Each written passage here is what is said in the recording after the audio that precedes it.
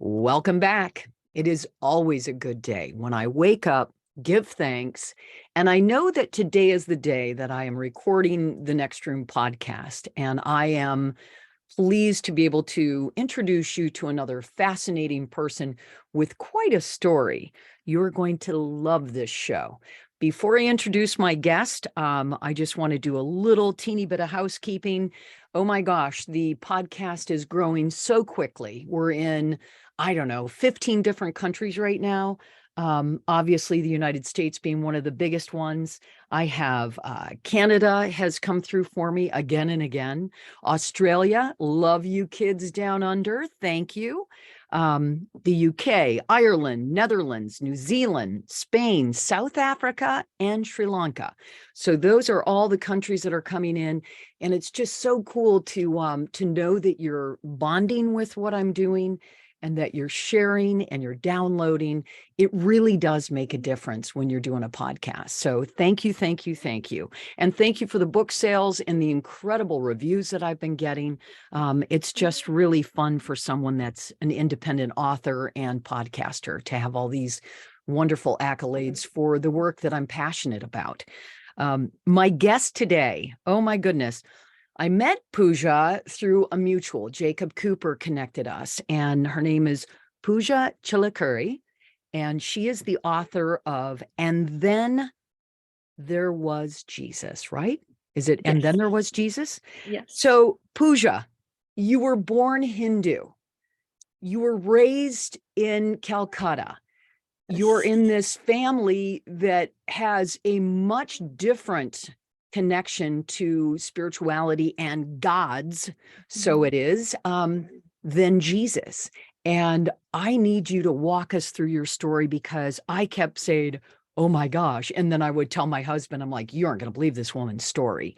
It's incredible. So you're raised by this Hindu family.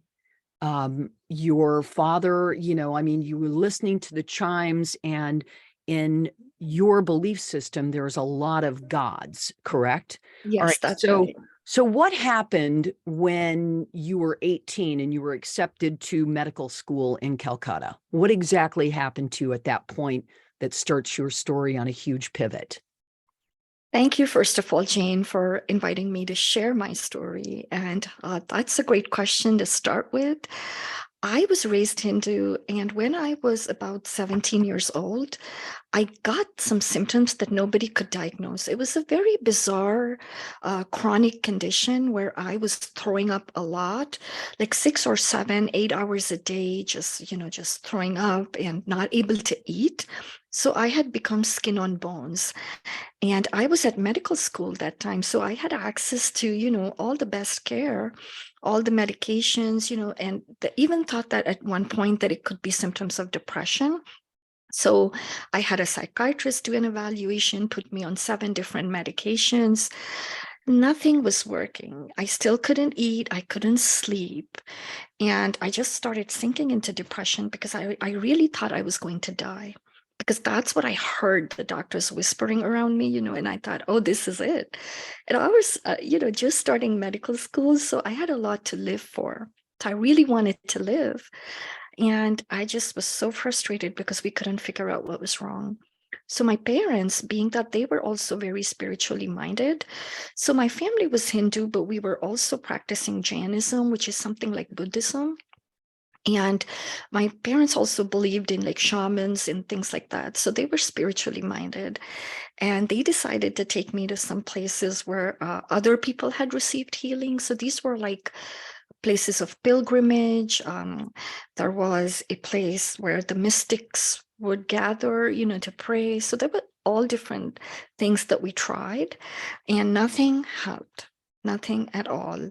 And so as a final shot, my dad thought that if he sent me to the US, because we knew someone, one of my uncles was in New York, and he knew someone in North Carolina at Duke University, which is very, very well known for its medical research. And they thought that maybe if they sent me over here, that maybe they would find a cure. And that's how I ended up in the US.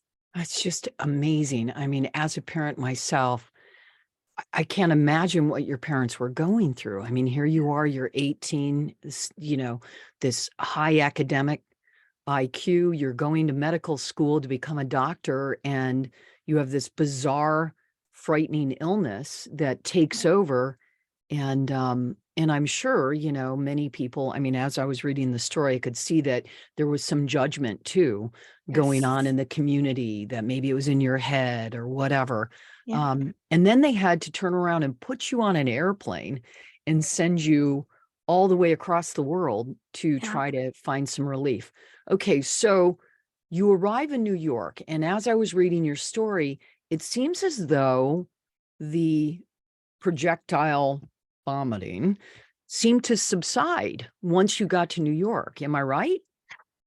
Actually, not immediately.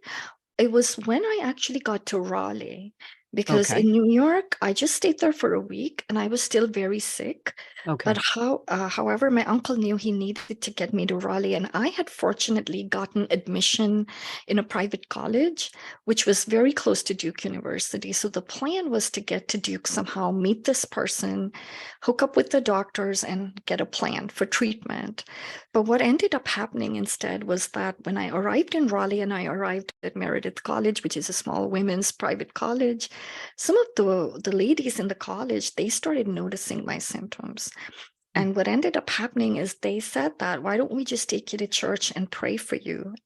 And you've tried everything. Why don't we just try that? And I had nothing to lose, Jane. And this was actually not even a church, like a regular church. It was a church that met in someone's house.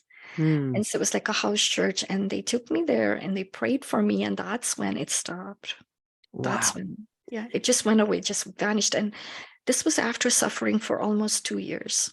And you're thinking, okay, it's a God thing, right? It's a Yes. miracle. Yes. I've been so violently ill. Now I'm in this foreign country and they are praying over you and your symptoms are alleviated. So now this takes us down a very interesting path because you become incredibly involved with a church Yes. and all the belief systems that go with a church. And having been Hindu and raised with Jainism and Muslim and all the other things that came with your background, what did your parents think? Did they think, oh no, we've lost our child to this Christianity thing over in the United States? You know what, Jane? That's actually a funny story there. So my dad was very, very grateful. I decided to become a Christian because not only because Jesus had healed me, but because I had outside of the healing, I had heard his voice at a different time. And so, I thought, this is it. This is what I want to follow. And it was a very sweet, gentle, kind voice. And that's what I was following after, really. I didn't know anything about the religion. I just knew that Jesus had healed me and that he had a really kind voice. And I said, that's what I want. So my father was very grateful. But my mom, the first thing she's like, nobody's going to marry your sisters, because changing your religion is such a big deal. And 30 years ago, it was a very, very big deal. Sure. And she was really worried that this would cause some ostracization, that we would be treated like outcasts. And then she's like, you have two sisters and they need to get married. And, if you set the trend in this direction, it's Sure. going to bring shame to the family. Wow. And But isn't it in your family background, isn't it arranged marriages, correct? it is correct. That is Okay. what it was mostly, yes. All right. And here you are now, they're probably like, what is happening? Yeah. Um, but you end up falling in love and meeting someone and actually getting married in North Carolina, correct? That is correct. That is Okay. correct. And was it a Christian wedding? Yes, and we had to do a kind of a hybrid wedding because my husband's side of the family, they were accepting, but it was a shock for them because in Hinduism, they were like there's a hierarchy, and they're at the Mhm. top, like they're the priests, they come from that background. So for them to do a Christian wedding was going to be a lot. And so we had a very, very interesting wedding where I wore the traditional red dress, not a white dress. And we did some other things that were traditional just to kind of, let the families have some say in it. Yeah. So, Yeah. Pooja, in your mind, what is the difference between God and Jesus? Jane, I've had so much time to think about this because, you know, uh, in Christianity, I had a very difficult time also, which I talk about in the book. And so, my experience coming in was this kind voice of Jesus. And the reason I became a Christian is because I wanted to know him. But what ended up happening with this group is they were very strict, almost like a cult. And I Mm, developed fear of Jesus because the way that Jesus and God were presented to me, it was a very distorted image. It had a lot to do with judgment and eternal torment and punishment and following the Ten Commandments, strictly following what was in the Bible. And if you didn't do that, that you had to watch your back because God could judge you and the wrath of God could be upon you. So, 17 years I spent with this group. And I'm saying all this because I want to answer your question of who is Jesus to me, but I'm just giving you a little bit of background and sure. how I got to my answer. And so what ended up happening was I started having anxiety around going to church and around Jesus, period. Like there came a time in my life that the Jesus that I set out to seek is the Jesus I wanted to like run away from. It was like, Mm, I don't want anything to do with this. And I honestly, at one point, contemplated becoming an atheist. wow. And I also, for those 17 years, and I'd go into more detail in the book. My husband and I was serving in the church. So he was a deacon. I did like teach Sunday school, vacation Bible school, so we were very involved, Jane. But my idea of Christianity, I have to say, it was skewed because I have a much more healthier idea of faith now than I did then. And also, the pastor was almost worshipped as equal to God, almost, because his word was the final word in everything. And so, that type of religion led me far, far away from God, Jesus, anything spiritual. And I felt like my soul was really dying. So one day, Jane, I remember sitting in my closet at home, having a meltdown, having a really bad meltdown. I was devastated because I felt that I had changed my religion and that had taken so much out of me and my family. And I felt like I had changed it for the worse. And so I've kind of felt let down by Christianity, and I felt like I had let myself down. And when I was sitting and crying, and I was wondering if Jesus is real, and I just says, "Are you there? Are you real?" And then all of a sudden, I felt this very powerful, gentle wave, like a current. It went through my body, and I felt like this ocean of love just came over me. You know how when someone hugs you or puts a warm blanket on you and you just feel comforted? Yes. That's what it was. And I said, "Are you Jesus?" And as soon as I said that, I felt like heat go through my body, like Mm, especially like my legs. And for some reason, I just knew it was him. And in the days that followed, I decided that I wasn't going to listen to anybody else's opinion about him or ideas about him, that I would go on my own quest.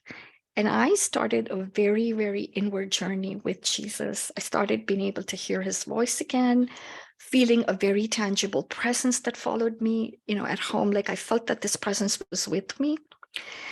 And after spending 10 years trying to figure it all out, I've come to the conclusion that Jesus is amazing. I think he is not only to me the personification, the substance of God's love. Like I think that if all of God to me is so big, it's such a big, I don't know, being or entity. I don't know how to describe God because, I can't even fathom the planets, the universe, creation. Like I can't fathom that. And to me, God is bigger than that. So I think that humans needed a way to relate to God's love. I think we in this planet, I think we're not there yet. We do need to see, touch, feel.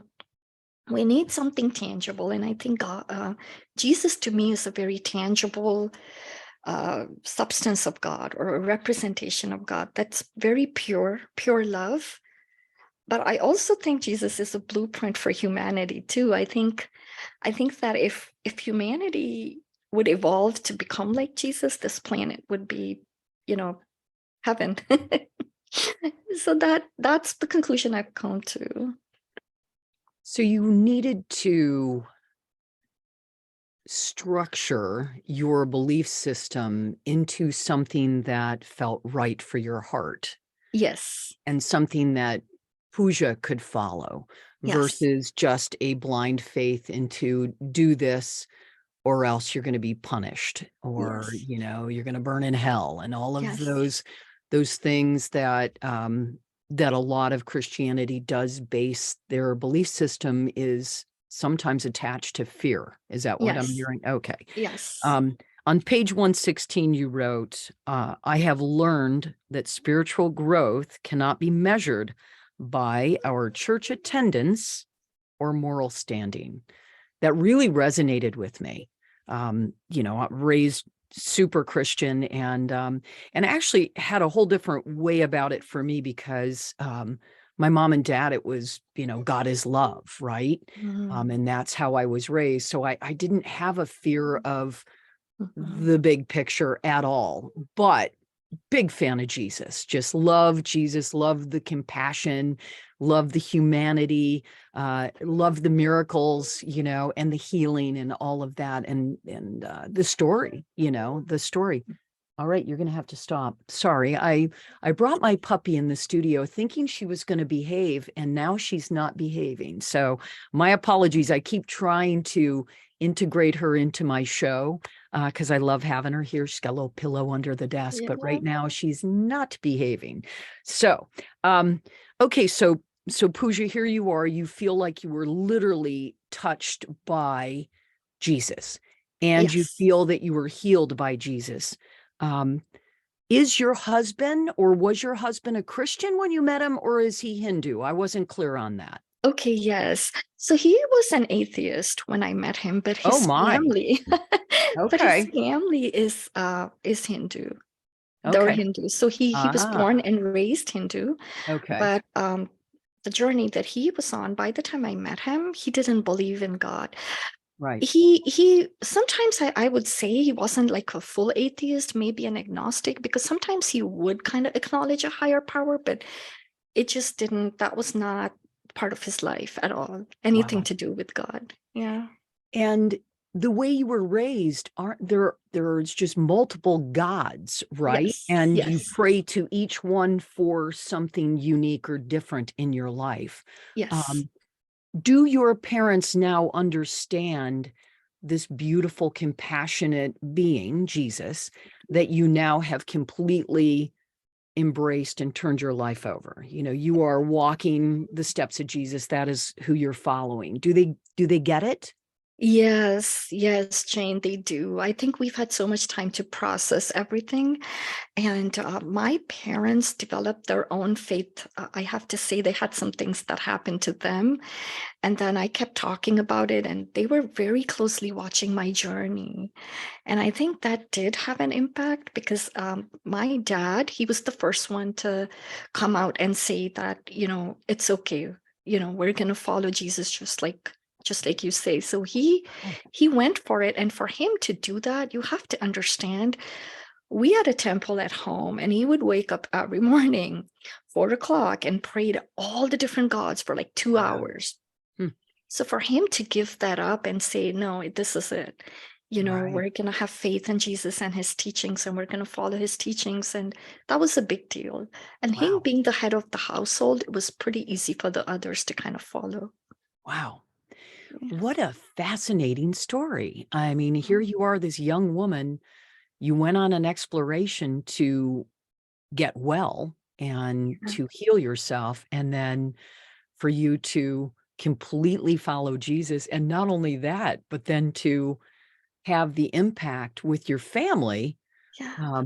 it's fascinating. So you have children, correct? Yes. Yes. Okay. And you're raising them in the Christian faith and to believe in Jesus, or are you allowing them to kind of figure it out and find their own way? I am definitely allowing them to figure it out and find their own way. I have to tell you, Jane, when my daughter was 7 years, so my daughter's been raised in church. She was 7 years old when we left that particular group. And then soon after, I started going to a different church. But there came a time in my life about 7 or 8 years ago when I stopped going to the institution completely. I really felt that Jesus was calling me deeper into himself. And that meant that I would have to, for a while, for a season in my life, cut off and just go into that inner journey. And that was also a time my son was born. So my son has not had church exposure. He was 3 years old when I completely stopped going to the institution. So both my children, so my daughter was exposed, my son was not. And as much as I can, I don't tell them anything. They have questions. I will try and do my best to answer it in whichever way I can. And I also want them to know that doing your best to be a loving person, to be a kind, like I'm more into this now more than religion. It doesn't matter. I tell them, as long as you're a loving, kind person and you spread love and do the best that you can as a human being. Right. So when people ask them, sometimes they're like, Mom, I wish you would just tell us what to do, so we could just pick something and we celebrate the Hindu festivals in my home. And we also celebrate Christmas and Easter. So they're exposed to everything at this Okay. point. Yeah. Why do you suppose, or what are your thoughts on humanity not following in the loving, guiding way that Christ has been presented to us? Do you understand what I'm saying? Do you have thoughts on that as why he's almost been, in my opinion, compromised Yes. and taken away from the true feeling of what he was all about? Uh, Yes. give I me think your thoughts on that. I'm going to give you my 2-second version on that, Jane. I feel like the reason that has happened is I think we've taken Jesus away from being universal to being held hostage by one particular religion. I don't know how to explain that. I feel like the message of Jesus has almost been so exclusified, like it just belongs to Christians, but he was all about everybody on this planet, right? So there's this universal, to me, when I think of Jesus, I don't think of him as belonging to a group of people or belonging to a religion. I think of him as a very, very universal entity and for everybody, available and accessible to all. And I think that part of the reason, I think Christianity did lose a lot of its original narrative and the original messages as the time went by. It happens with everything, right? It gets diluted and gets diluted. And then once you have powers that be trying to control the message and controlling it through fear, mainly, I think it gets lost. So the church that I was in, and just using that as an example, I don't think the leaders and the pastors were ill-intentioned. I just think they were ill-informed. Does that make Mm, sense? Like, I think whatever they were teaching us was handed to them by whoever taught them. And mm, it just sort of, and I think that fear, if we can put fear in people's hearts, they will follow. mm, And then the message gets diluted. A lot of times, people that I know that are very faithful, going to church and all that, but once you start enforcing certain interpretations of the Bible, and you don't allow room for logic or thinking or what was the context of this scripture? What was the history? Who is it written to? Who's the audience? When we ignore everything and just start picking out words and make that like the law, I think we lose the entire message of love and we lose the entire message of our growth, What are we here for? To learn, to experience, to grow, to create. So Mm. we lose all that.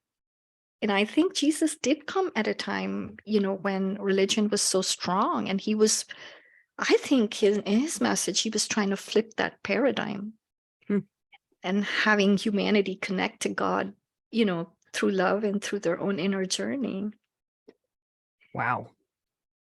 Pooja. And then there was Jesus. That is the name of your book. And where can my audience connect and find you and your book? Is it available everywhere? It's available everywhere where books are sold. It's Okay. available internationally, also Amazon, of course, and also in bookstores.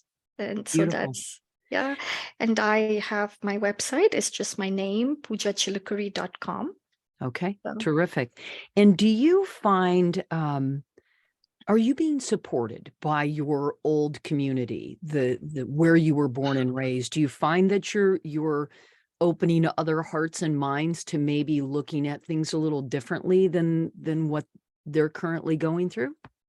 so where I was born and raised, I'm finding a lot of support there. Good. Um, but sadly, the group that I was a part of for 17 years, there was a lot of grief that I had to deal with because they actually believed that since I left, they actually believed that I'm following the devil. Oh, goodness. And so I lost all my friends, Jane. Oh, goodness. And Yeah, this is in yeah. North Carolina? Yes, yes. They literally think you wrote a Hmm. book that says, and then there was Jesus. You feel like you completely were healed by this beautiful Yeah, person. yeah. Um, and they are equating that with the devil?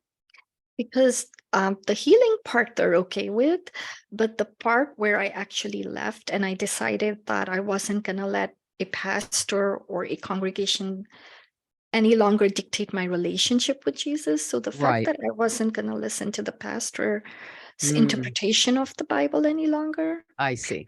that, I and see. because the closet, the experience I had with Jesus in the closet, that's considered a mystical experience in their book. And so to them, that experience was the angel of light or the devil, Oh, because goodness. it's not in the Bible according to them. So Ah, it's okay. not valid. And what are your thoughts on the devil? I have, Jane, I have to be very honest with you. I got so Please do. tired. I got so tired of hearing that word in church. It was used so much that for the last 10 years, I haven't thought about devil at all. And I feel much happier because of it. Mm, I just think that if there is like, I don't want to like step on anybody's beliefs, of course not. yeah, and I know that there is darkness. I'm not burying my head in the sand and pretending that this is a magical unicorn la la land. So I know there are dark energies because I experienced it. I've had like one or two experiences, and I don't want to like scare anybody, but it did happen to me like at night. And this is when I think I was a sophomore in college. So I have had experience with some dark entities that were trying to harm me. And I did pray to Jesus at that time. And I also received that quick escape from that. So I know that that's there, but I don't bother with it because there is actually a Bible verse that I love. And it says that greater is he that is in us than he that is in the world. So God Mm, is telling us, I believe, that the greatness and the power that he's given to each one of us are light. That's what's going to dispel that darkness. And mm, that's in us and it's greater. mm. So Yeah. Your book is so necessary at this time on the planet, because I believe we're going through a massive shift. You're not alone. There are a lot of people that are asking the big questions and mhm. wondering what is next. For you, Pooja, what is next? What do you believe happens after we shed this earthly vessel, and we're done with this human experience? What do you hope or dream or think is in the next room? Oh, Jane, I hope in dream that I get to meet the grandparents I never knew. Mm. I hope and dream that I will see Jesus. I hope and dream that he'll take me on a tour and show me how everything was created, all the galaxies, the planets. I hope and dream that there's a library up there because I love books, which has all the knowledge in the world because I cannot have enough. But mostly, Jane, I hope and dream that I will finally get to rest in that unconditional love that sometimes escapes, it evades us here sometimes. Mm. That I'll not only get to receive it, that I'll, on earth, sometimes we want to be loving, but we don't feel safe. Mm. Sometimes we're watching our back like, okay, how much can I love without being hurt? But there I'll get to love without any fear. So, Mm. so I, Beautiful words. Beautiful yeah. words. Um, Pooja Chilukuri is my guest today. Her book is called And Then There Was Jesus, and you can find it all over. Pooja also has a podcast. And is that available everywhere you find your favorite podcast, Pooja? Right now it's just on Spotify, but I'm gonna Okay. soon load it everywhere, and it's on Okay. YouTube as well. Yeah. Okay, good. Well, what I'll do is I'll put all the show links and the link to your book and your podcast in the show page so everyone can find you, because you're a bright light and you're an inspiration. And I'm very grateful that Jacob connected us, because it was beautiful to know that you've had this experience and that you've cast fear aside to express yourself from a loving space. And that's really why we're here, or at least in my estimation, it's why we're here. In closing, is there anything I didn't cover or anything that you want to share? Jane, I just, my heart right now, what I just want to share with people is because of my experience, and, if you believe in God, doesn't matter how you believe or what your religion is or whatever. If you believe in God, I just pray that you experience God as a very, very empowering and very loving force in that empowers you to be the best you. Mm. Like if people could live without fear, right? Live without condemnation. And if all of us could just shine our lights in whatever we're doing, I think this world together, together all of us can make this world just a little bit better. Mm. We can't fix it, but we could just make it a little bit better. Yeah, make it better in our own little corner of the world. Yeah. Yes, I love Yeah. that. And I do want to say big props to your mom and dad. I Yeah. really felt the love and the support that you were getting. And my goodness, isn't that wonderful? I've had a similar situation with my parents, with, my exploration and my like, well, what about this? And what about that? And, Yeah. and they were very sweet and very open and would listen, and they didn't put me down for my different thoughts. Um, Thank you. and I love that. It sounds to me like your parents are very similar, you know. Yes. So please let them know that I appreciate them raising such a strong, dynamic woman, because that's, Thank you so much, Jane. Thank you so much. well, Pooja, thanks for being on The Next Room. And thank you to all the listeners and my puppy who has been misbehaving. I have now learned that she's going to have to be banished to the house when I record. Yeah, you heard that. Anyway, you've been listening to The Next Room, where death is dinner conversation. My guest, Pooja Chilukuri. If you want to connect with her and purchase her book, you won't be disappointed. It reads really quickly. It's not a long book, but it walks you through her story, how she really connected and got healed, and is a big fan of Jesus. And I think that that's really cool, because so am I. Who doesn't love a great spiritual teacher who's filled with compassion and love?